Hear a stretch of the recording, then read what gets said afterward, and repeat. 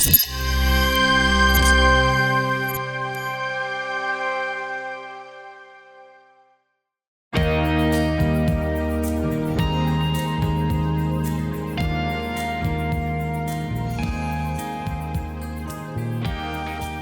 I'm Katie Kempner, and welcome to Perspectives, which is a series of inspiring conversations with remarkable working women. And I am thrilled today to be talking with Lauri Kien Kotcher, the CEO of Quip. Lauri, welcome. Thank you. And I'm so happy to be here, Katie. We'll just jump right in, and you have had such a fantastic career journey. Could you start by talking up until Quip, and then we'll go into all things Quip? Sure. And I'm gonna start a little bit backward and give you a couple of themes that I've realized looking backward, which I didn't know when I started out and have just sort of developed over time. And I think there are a couple of themes that are helpful, as we then quickly go through my career journey. I've had a really unique career in the sense of finding success in really unlikely places. And I've been able to jump into very challenging situations. I find myself drawn to challenges and figure out a way to make it work. So just consistently defying the odds. And I'll explain a little bit more about that, in a few places. The other thing is that I am really focused on winning. I just have this hardwired will to win. So I'm going to find a way through, and that comes from my early time being, a competitive athlete, even when I was in high school. And it's all about the external. So it's bringing a team along and really focusing on how do we win externally. And the approach I take, again, based on my competitive athletics background, is I come at it with a midfielder mindset. And I'm always looking at where's the puck going. I used to play field hockey. So like being, the point guard in a basketball team, but even a little more so, there's this bigger field. You've got this funny little thing you're playing with, which is not so easy to handle, this puck which can go kind of anywhere and small and hard. And I'm looking at who's on the field, who can I pass to, who's the right person to take the ball down the field. And I'm used to being really the sort of defensive midfielder and watching everything and thinking about how do we move down the field in a way that we can win, and who do I have on the team, what are their skills, and I'm going to figure out making sure everybody shines in their position, and then I'll pick up what's left. So I'm versatile and agile, and I'm not the best at really probably anything. I know we'll talk about that more later. But what I'm good at is figuring out where things are going and who do I need on the team and who can shine in that moment to get us there. So those are kind of three themes that I've sort of discovered, I'll say, about myself as I think about it. And the thing about being the midfielder is all about the team. I can't do anything without a team. So, and they always say there's no I in team. So it's really all about distributing opportunities, making sure you have the right people on the team and they're in the right roles, and you give them, chances to shine and do their best.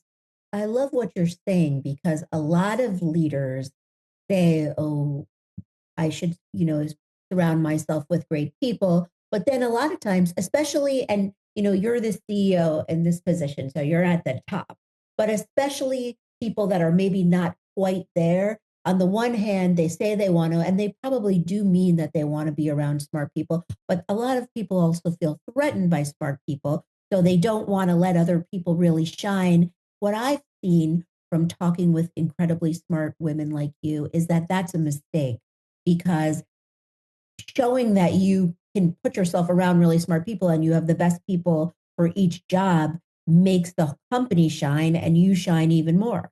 Yeah, that's it's exactly right. I've learned that at the end of the day, I'm accountable and I'm responsible, but I never have to use the word I. And so I'm going to be way more successful, and we are going to be way more successful if I figure out how to let everybody do their best thing and do their best work.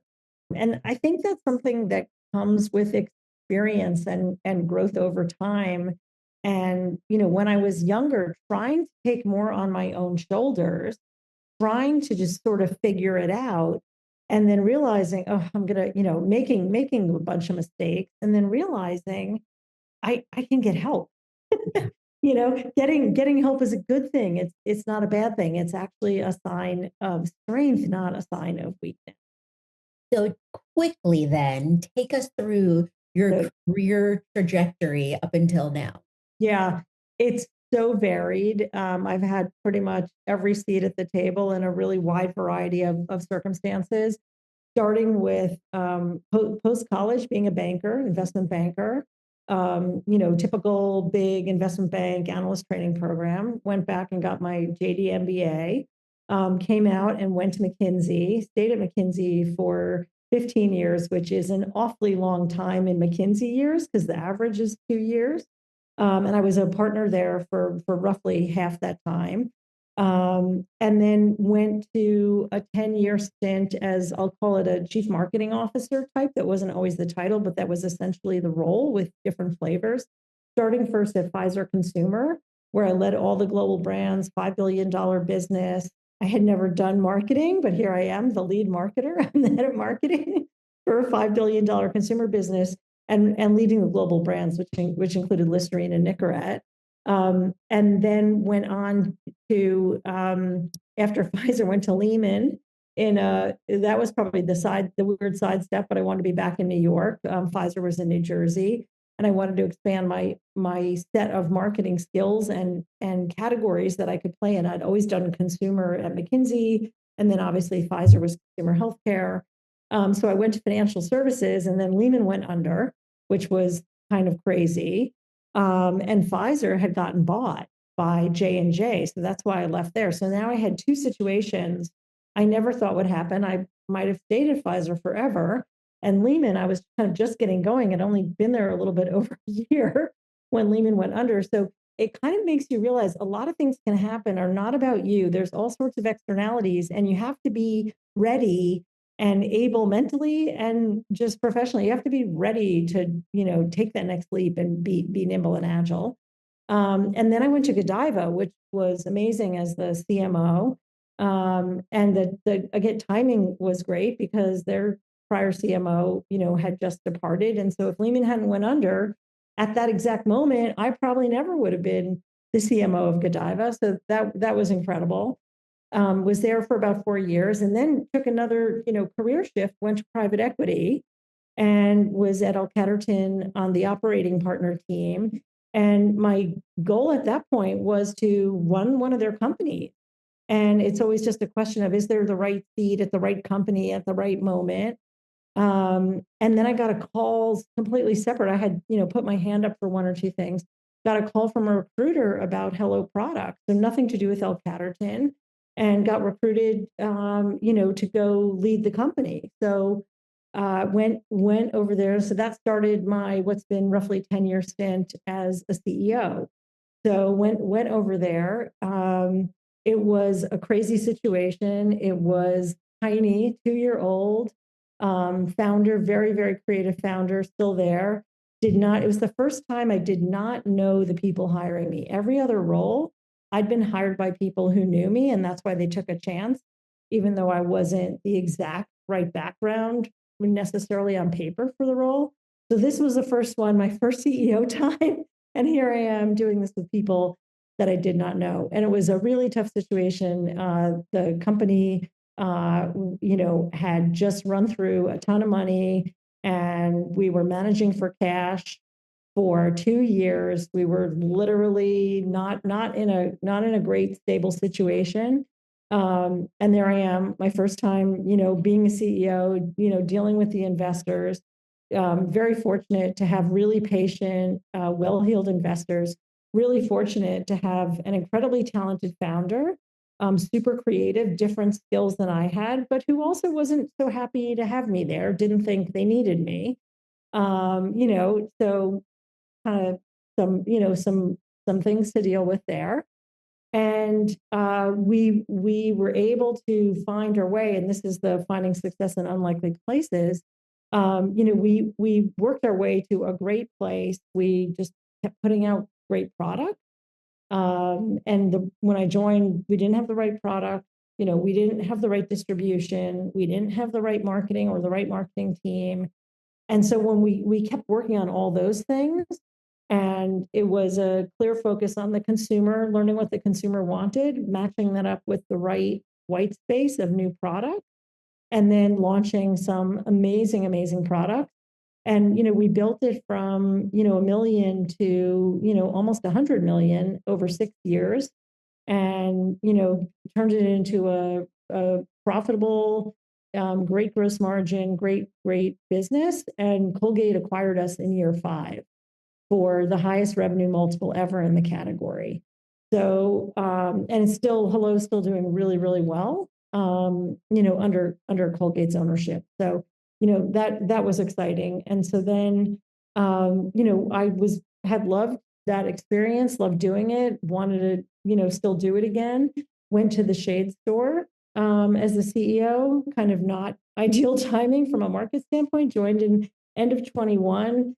The idea was to potentially take the company public. The market's changed. That clearly wasn't going to happen. Parted ways. And then, was still really excited about doing something new. Got recruited by the investors and the board at Quip. And I joined Quip about a year and a half ago.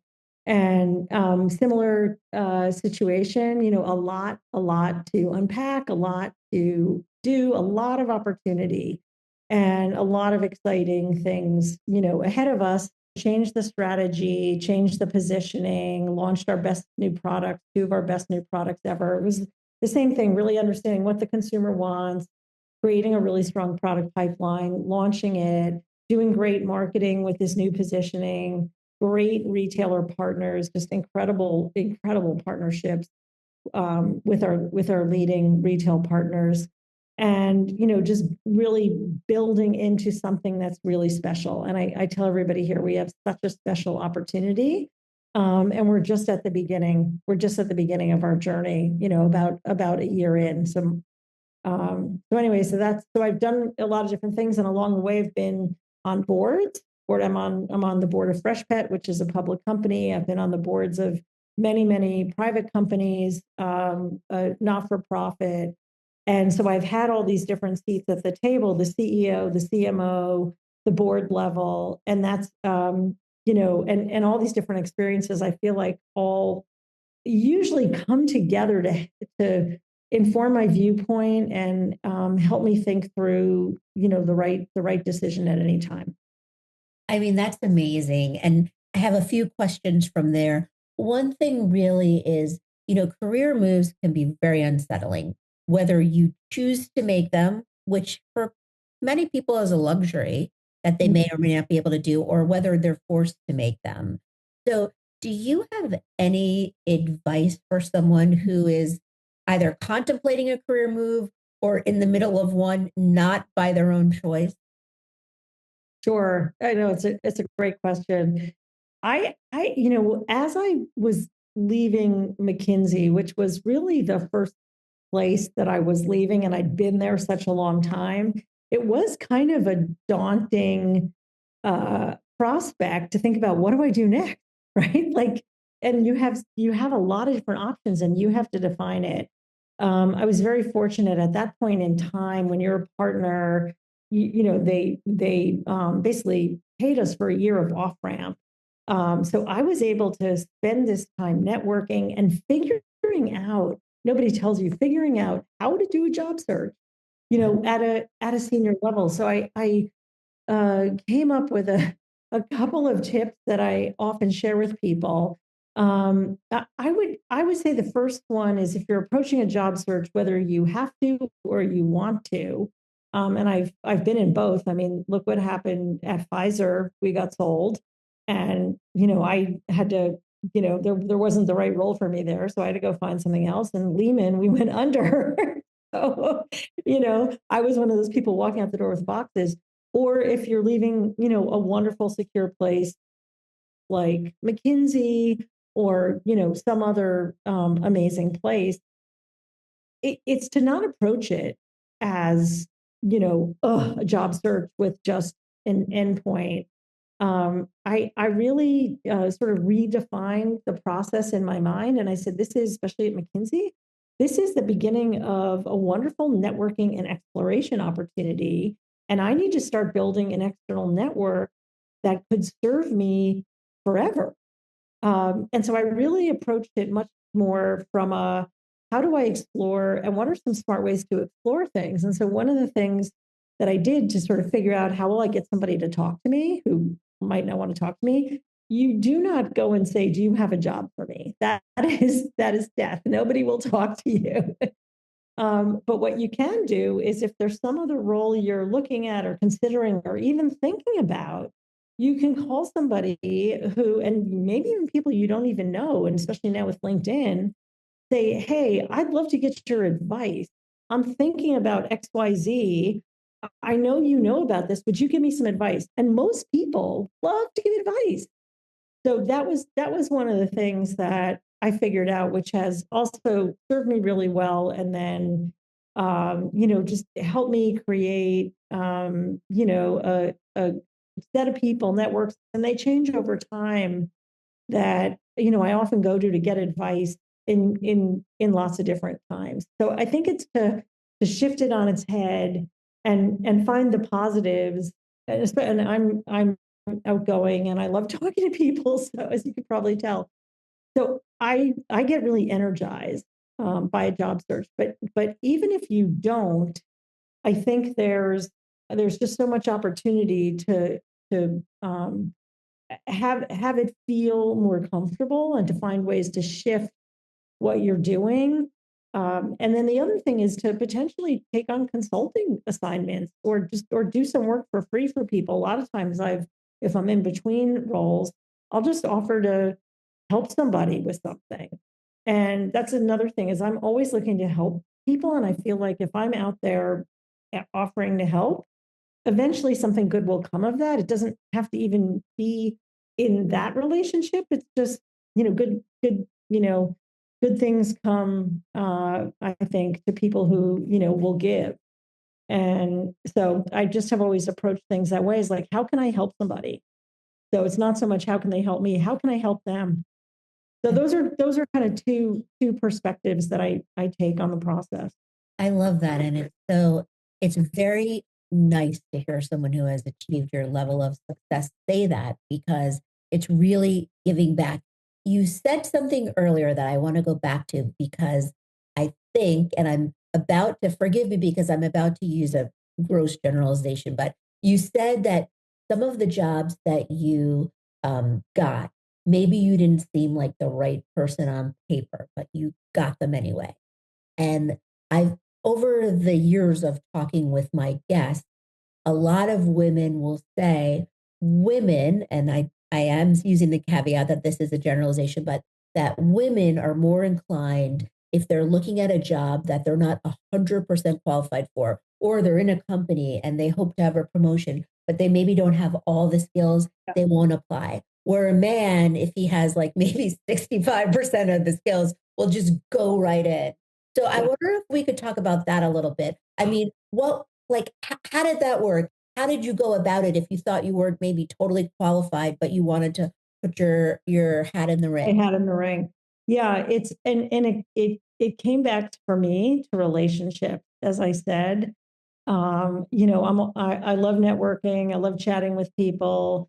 And so up until the time of Hello, where I probably actually, aside from not having been a CEO, I in fact on paper was very well qualified for that role because I knew the category quite well, the category I'd worked in. I, had done several of these marketing stints and it really needed a lot of marketing. That was something that was missing, and innovation, and it needed the right. So it needed skills I had. So interestingly, I probably was more able to come at it with, I can do this, and I had a point of view, which is something you learn at McKinsey. I had a very strong point of view on what they should do, and just shared it. And, so I think I did approach it a little differently, and I will say somewhat fearlessly, because if I didn't get it, I didn't get it. Earlier, I think what happened is, if I didn't have the right qualifications, or I didn't think necessarily I did, someone I knew saw that I had the skills and capability to build the experience. And that was, I think, the thing is, people who had worked with me saw the breadth of my skills and thought I could develop. So, for example, at Pfizer, I got this huge marketing role, never having been a marketer, because the head of the division had been my client. So Pfizer had been one of my clients, and I knew everybody in the leadership team. And he had been looking for so long for a senior marketer, and he realized he wasn't finding what he wanted. And he had an aha moment.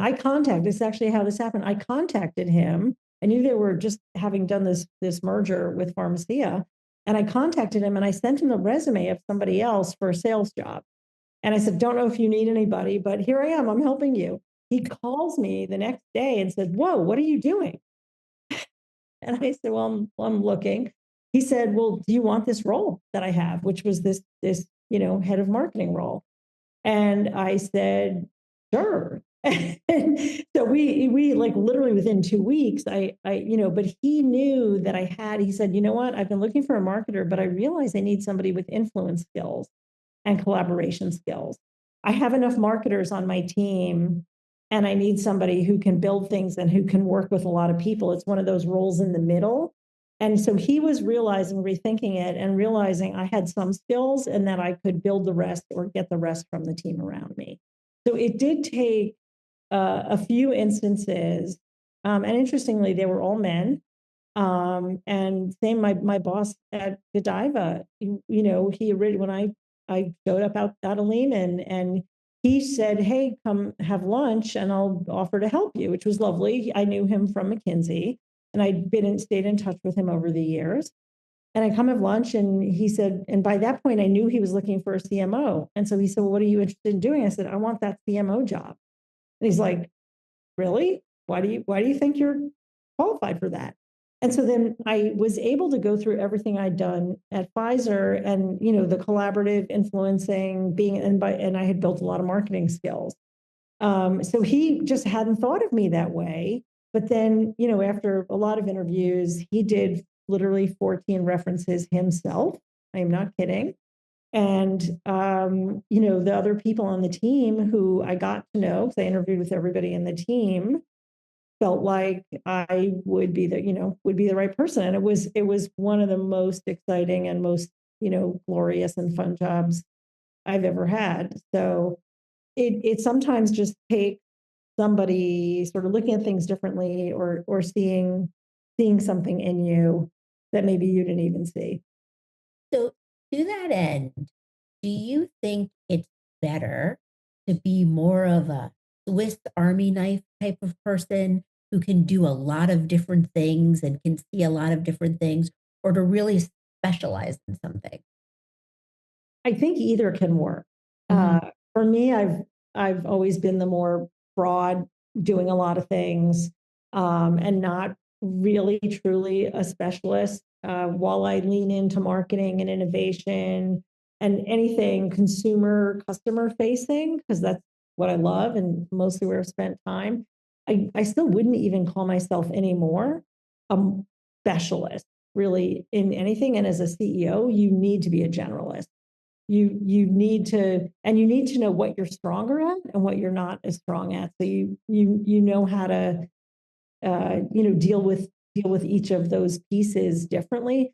But I think for lots of people, being a specialist could work, and I've seen lots of CEOs chosen, especially for things in private equity, where they've literally done one thing and kind of come all the way up the ladder, just doing that one thing, and they're really specialized. Could be beauty, for example. Like a lot of people in beauty CEOs have come up through being marketers in beauty or being in sales in beauty, and they've been at lots of those roles, and that can work really, really well too. And I've seen many of my friends be really successful going that path as well. So I think either can work. It's really a question of what works well for you and recognizing which career path you might be more suited toward. That makes a lot of sense. So I have one more thing, just I would be remiss if I didn't ask you this. So these are unsettling times for a lot of people for a number of different reasons, which would be a whole other series of shows. but but but no matter what is happening, business goes on.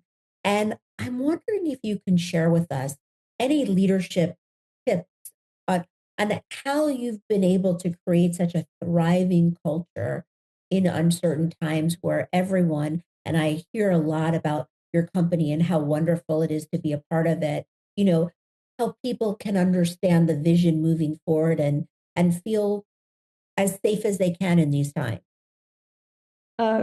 Such a great question. And I certainly won't profess to have all the answers, but I'll just give you a couple of things about the way I approach it. Number one is to be authentic and be true to myself. And so I just try to be myself and be consistent. The second thing is to be really calm. And I am really calm. And I'll say when I was at Hello, people were so impressed with how I just stayed always, kind of rock solid calm. Because if you're not calm, everybody else is really going to lose it. And so it's this projecting this sense of calm and can do. And it comes back to that will to win. We will find a way to win. I know we'll find a way to win because I'm determined and we will be determined together. And so it's just projecting that sense of calm and confidence. And, we might not have all the answers, but we're gonna figure it out. I think those are really key. And then leaning on my leadership team and making sure that we all are in the same place on the big decisions, that we are focused on what are the priorities. And, you can imagine we're having a whole lot of extra meetings that we didn't, we have a daily meeting now to kind of are we on the right priorities? What are we doing? How are we moving on our game plan? And so I think it's just a lot of that. And even if you don't feel calm, I usually feel reasonably calm because I'm just sort of wired that way.